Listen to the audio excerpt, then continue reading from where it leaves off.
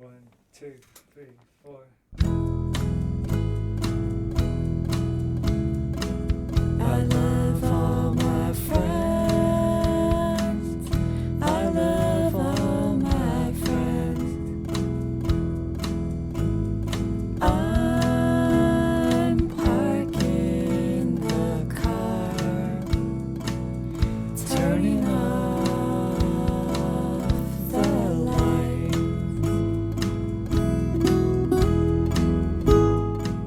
Hello, you're listening to the Skylight Books podcast series. We are a general interest independent bookstore located in the Los Feliz neighborhood of Los Angeles, California. This year, because of the coronavirus pandemic, we've had to close our store and cancel in-person events. But Skylight is your neighborhood bookstore, and we are finding ways to create community even while we're far apart. In the coming weeks, we'll be putting out lots of new audio content to help you discover new books, connect with authors, and check in with your favorite booksellers. To learn more about how you can help keep Skylight alive, please visit our website at skylightbooks.com or check out our social media accounts on Twitter and Instagram. You can subscribe to the podcast on Podbean, iTunes, and Spotify. Thank you for listening and enjoy.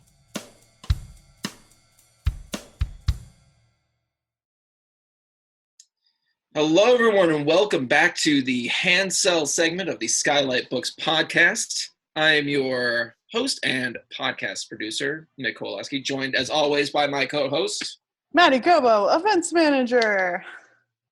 and Maddie and I are joined today by a very special friend, very special guest / returning bookseller. / friend. Introduce yourself. Kelsey Nolan, former events manager. Yeah. So we got double the events experience in the house today. Kelsey, welcome back to the store itself, but also welcome to the podcast. Thank you. I'm good. This is so exciting. The podcast has evolved big time since I left, and it's super awesome. Yeah, we are living in the podcast world now. This is Like where I live. Yeah. Here The at fact this that we have podcast. so many things that we offer now, and not just the one. I don't know. It's awesome. Well, Thanks so it much. evolved partially out of necessity. Right. Yeah. Let's Necessity and also panic it's and confusion, I would say, are the three factors here. Well, what's wild is I know it's been 6 months since the pandemic started, but the pivot from the outside looked very effortless. The pivot to all of these various virtual spheres. And I know it took a while to get your footing, but from the outside, it looked awesome. Well, I'm laughing because it was. I remember what the feelings at that time, and it did not feel effortless. But thank you. That's very flattering. Yeah, I'm glad to hear that too, because I think so much of that time was just all of us who worked on events getting together and being like, what do we do now? Yeah, I can't imagine normal event life. There's so many moving parts. There's so many things that can and inevitably do go wrong. And so, your level of regular stress streams about normal times things is elevated by 1,000 for, pandemic times things. Yes. Yeah. My stress, my stress has been a constant companion through this pandemic. But, Yes. But I'm starting to feel like we've got a good team. We know what we're doing. We know what our options are. And now we have you. So and to the calendar is clarify, closed. Oh yeah. And we're done booking for 2020. We are This cursed closed. year. If closed. you are listening and you want to pitch us a book for 2020, don't do it. Don't We're do done. it. We Save love it. you. We love you, but wait till 2021, please. So Kelsey, you were the co-events manager with David Gonzalez for 4 years. Is that right? Mm-hmm. Yes. And then you left to go to LA Times, and then that sort of didn't work after the pandemic. But we're so glad that you came back and you're joining the events team yet again with all of this knowledge and experience under your belt. Thank you. Yeah, I'm thrilled. It's I started it's funny. My trajectory into being the events manager at Skylight was a weird one. I finished grad school and I was looking for some kind of like literary job. And I originally interviewed with Carrie Slattery, former owner, to be the bookkeeper. And I didn't take that job. She actually didn't offer it to me either. But that job went to Christine DeAngelis, who was in that role for quite a while. And but Carrie at the time was like, maybe not, but you seem fun and personable. Would you want to be an events host? And so I got a full-time job at a weird magazine publishing company in Torrance, and I was living on the west side. And so I would go to I would drive from my apartment on the west side to my day job in Torrance, and then I would drive up like an hour to Skylight to host like twice a week. And I did that for like 2 years, like a year and a half maybe. And obviously like I kept doing it because I loved it. But I would make like $50 and I would spend like $35 on books and my dinner, and then I would go home.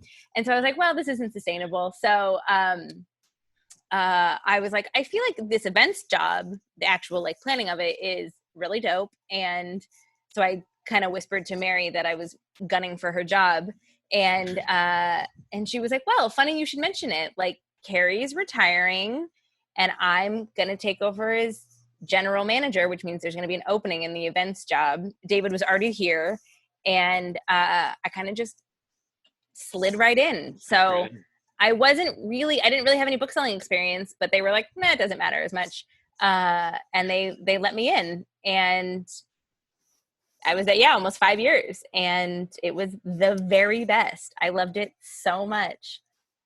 Yeah, I mean, I remember when I started, you were like at the height of your powers. Like, you just like had everything like running so shipshape, like beautiful, like just the most gorgeous spreadsheets you've ever seen.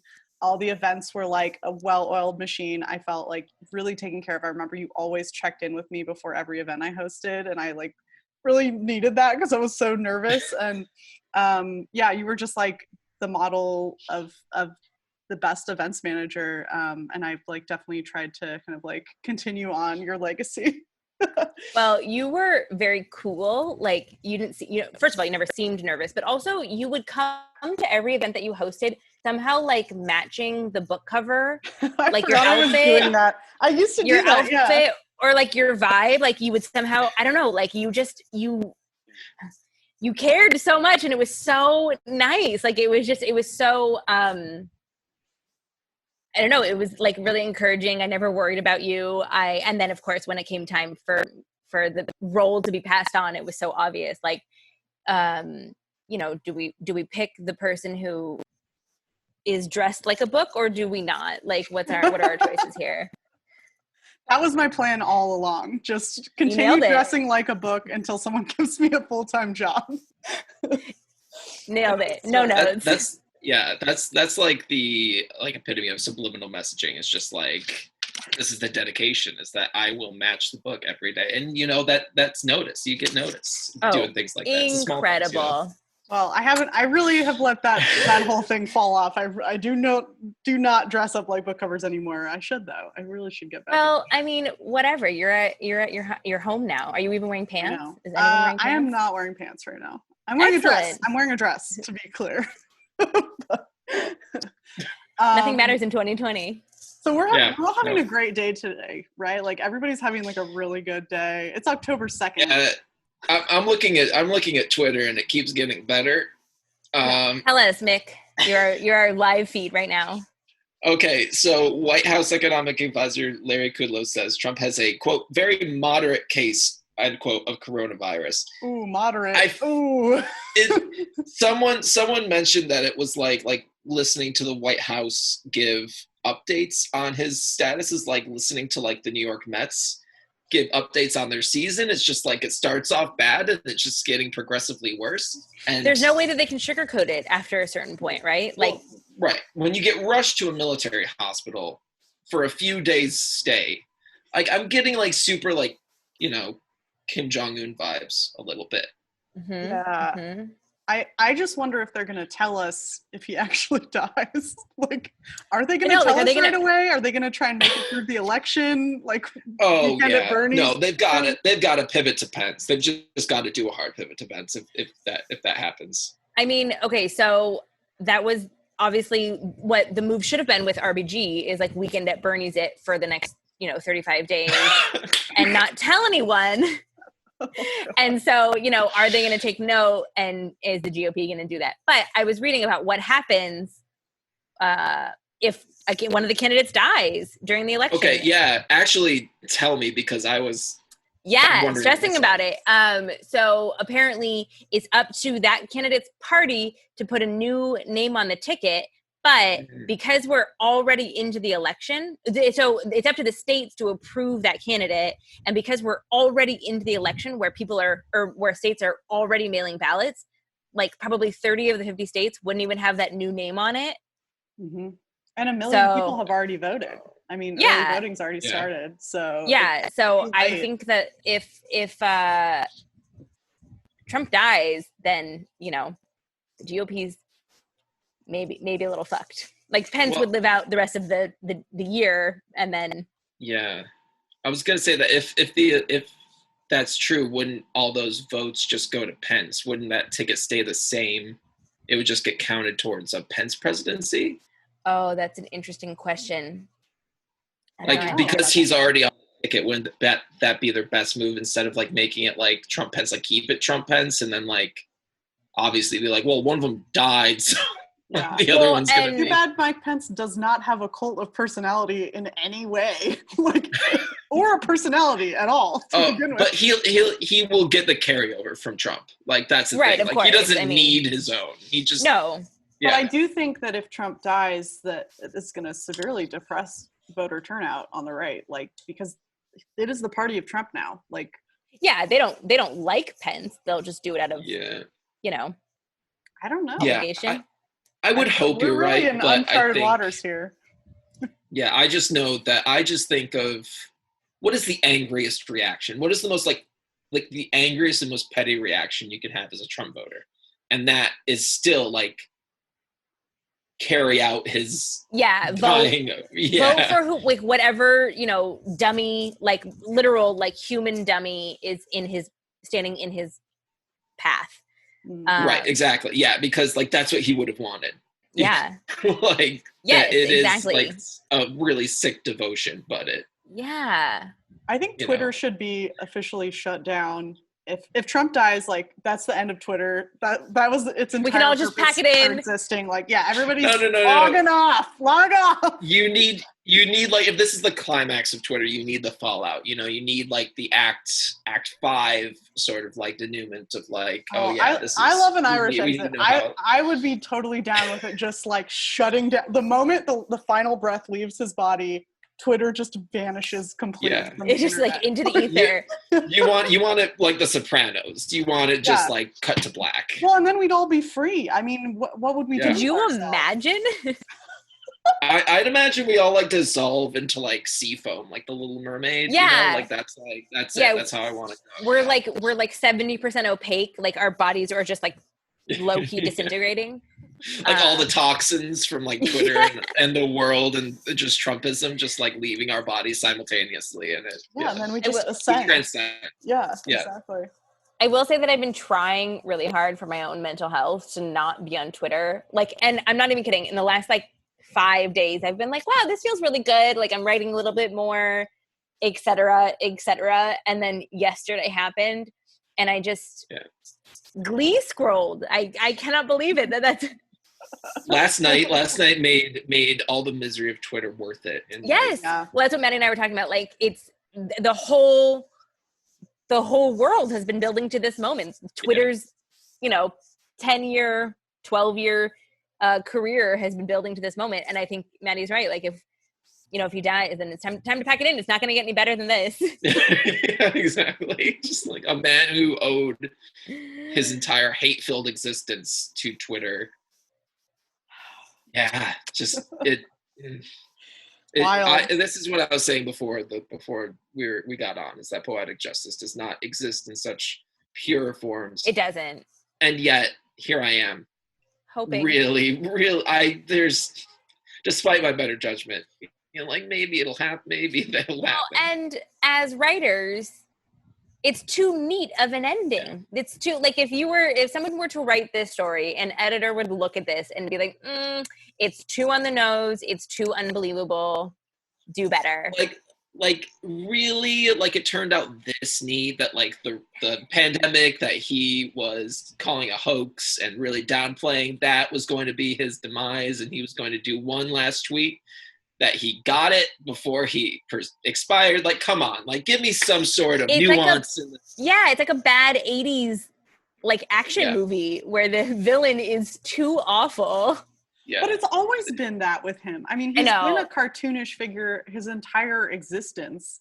So it makes sense that his death would be cartoonish, as one-dimensional as he deserves. Yeah, I mean, we're getting ahead of ourselves, definitely. You're right. I know. It's just like, man, for 5 seconds, it feels so nice to feel this. It feels good in my heart. Oh, God. Should we talk about something more book related so our audience don't report us? Don't log off. It's fine. My mom's already turned off the podcast. It's all right. Is she mad now? Oh yeah, she's mad. I mean, like at me for being happy, not about anything else. Fair enough. Let's talk about book things. Let's get the what we're reading out of the way, because we got like 10 minutes left, I think. Yeah.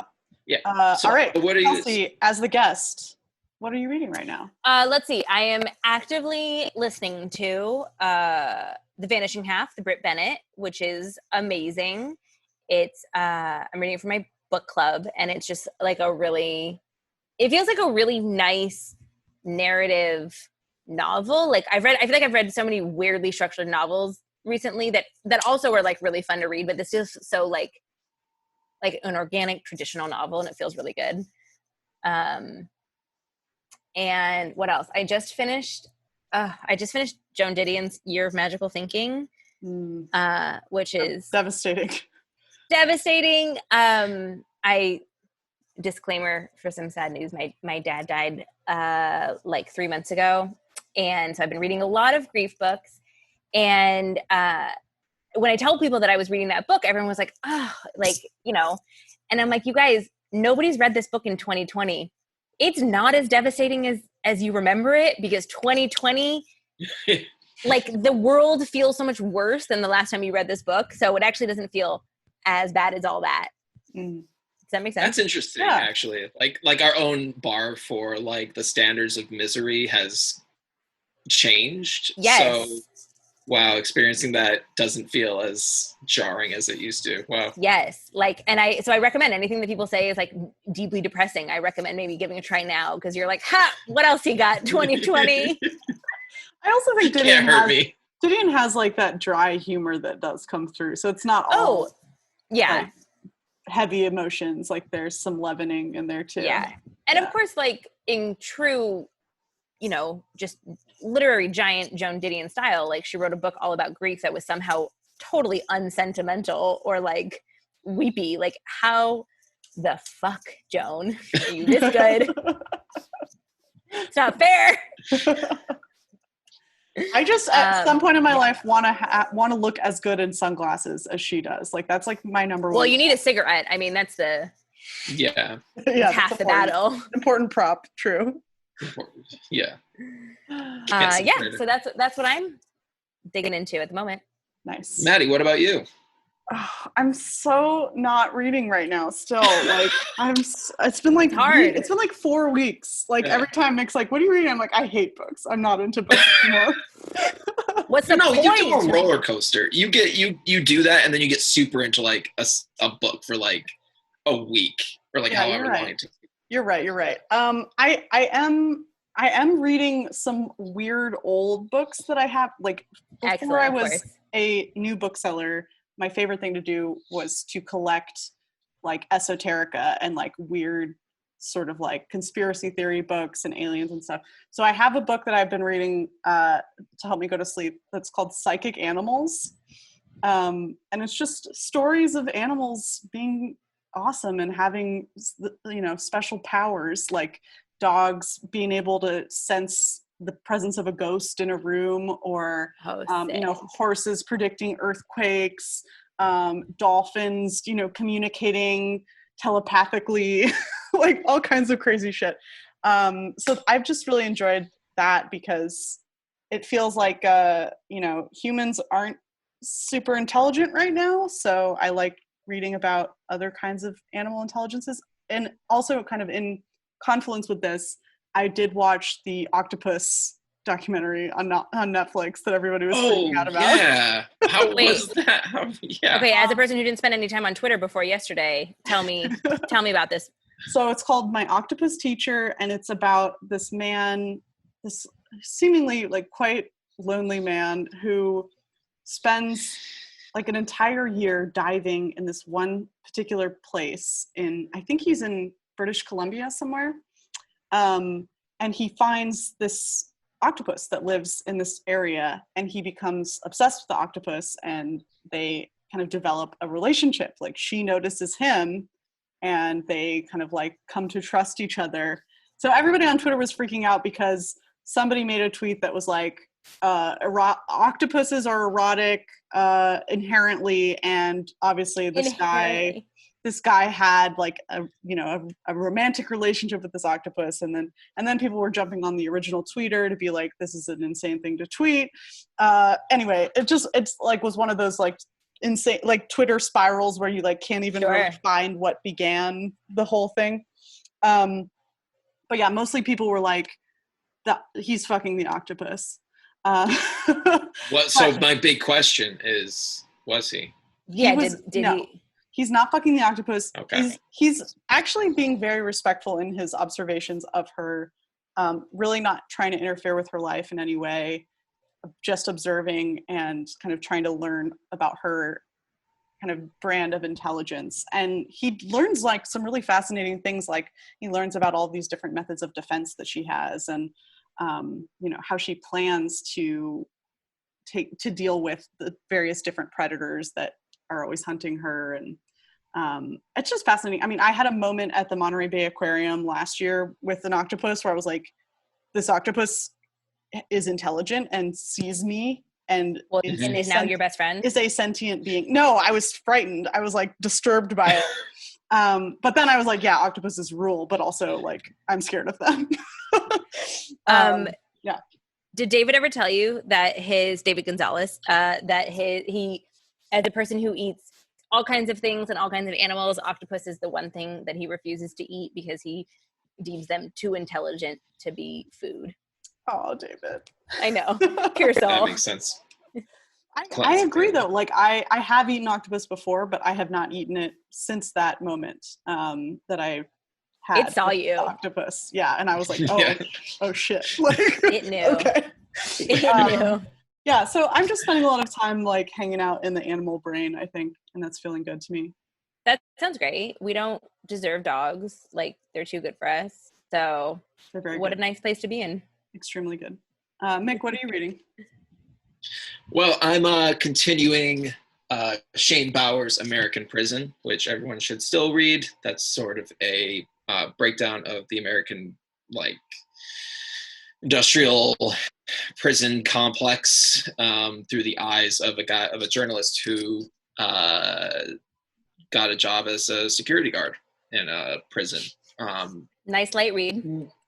Nice light read. Yeah, exactly. So to pair that, to pair with that, I started reading and finished Brian Lee O'Malley's Seconds. It's a graphic novel. I know that. Yeah. It's Brian Lee O'Malley's most famous for the Scott Pilgrim series. I was just turned to that Michael Cera movie, which is really good. And Seconds was his follow-up, his graphic novel follow-up. And it's about a restaurateur who is trying to start a second restaurant.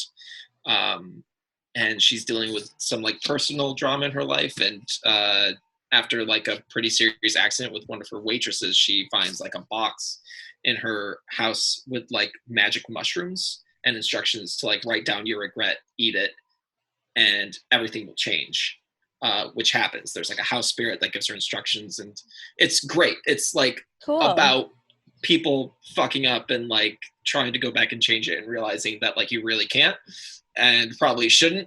And I kind of needed that in 2020, you know, like with the whole world like sort of fucking up, and it's just about coming to terms with the mistakes and like moving on. And like really kind of needed that. It was kind of like a nice little brush of hope and like uplifting.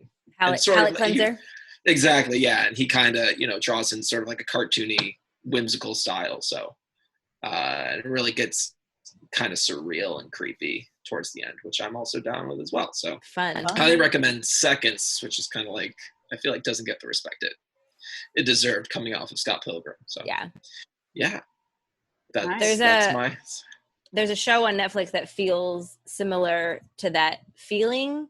Have you guys watched Midnight Gospel? No. At all? Do you know anything about this? It's a podcast and just about like exploring certain concepts and ideas, and then somebody illustrated it, and the illustrations don't really have anything to do with it except for like in the most abstract way, and the illustrations are like crazy and psychedelic and beautiful, and I don't know, it's like really odd and really soothing. And there's a whole episode on grief and death, and Caitlin Doughty, the author of many things, the From Here to Eternity, Smoke Gets in Your Eyes. Yeah. Well, My Cat Eat My Eyeballs. She's on the podcast, and so she ends up narrating the character of death. And I don't know, the whole thing is like, I don't know, it's all very cool and whimsical. So that sounds perfect for October, for spooky season. Yeah, yes. Spook season is upon us, and that sounds like a great thing to watch. I'm actually going to put that in my watch list right now, actually. Yeah, highly recommend. Gospel. Cool. Awesome. All right, guys. Well, we're running out of time on this Zoom call. We're like really all over the place. Did we cover everything? I think we did great. Is there anything else you guys want to talk about? Nothing for me. It's just really quick, Mick. What's the update on Trump?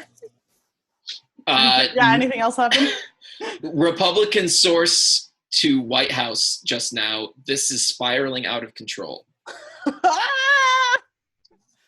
Wow. All right. Well, stay tuned for our update next week.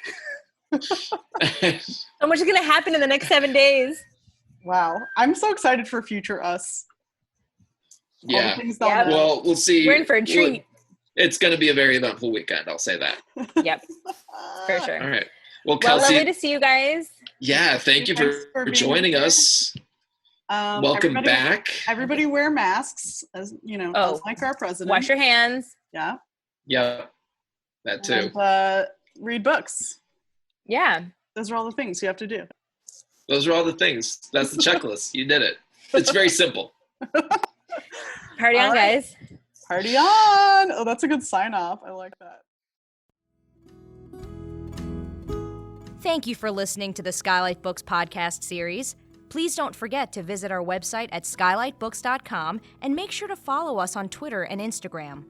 Also, don't forget to subscribe to this podcast for more author talks and bookseller conversations. You can find us on Podbean, iTunes, and Spotify. Stay safe and healthy, and we hope to see you back in our store soon.